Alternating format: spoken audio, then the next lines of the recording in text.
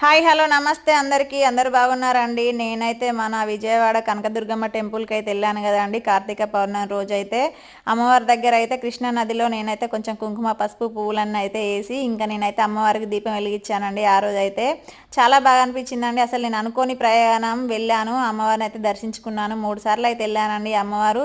ఈసారి అయితే అనుకోకుండా నేను వెళ్ళిపోయానండి ఇంకా అమ్మవారికి అయితే.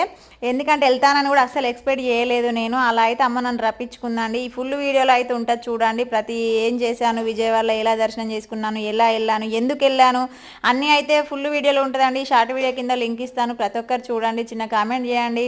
కనకదుర్గమ్మ విజయవాడ కనకదుర్గమ్మ ఆశీస్సులు అయితే మీ అందరికీ ఉండాలని మనస్ఫూర్తిగా కోరుకుంటున్నాను అండి. అంత పొద్దున నేను అక్కడ దీపం వెలిగించడం నాకైతే చాలా సంతోషంగా అనిపించిందండి. అమ్మవారిని దర్శించుకోవడం వల్ల చాలా మంచి జరుగుతుంది. నాకైతే మంచి జరిగిందండి. ఈసారి అమ్మ ఎందుకు రప్పించుకుందో తెలియదు, బహుశా అయితే నాకు మంచి జరుగుతుందని నేనైతే మనస్ఫూర్తిగా కోరుకుంటాను. Okay friends, tata, bye bye అందరికీ.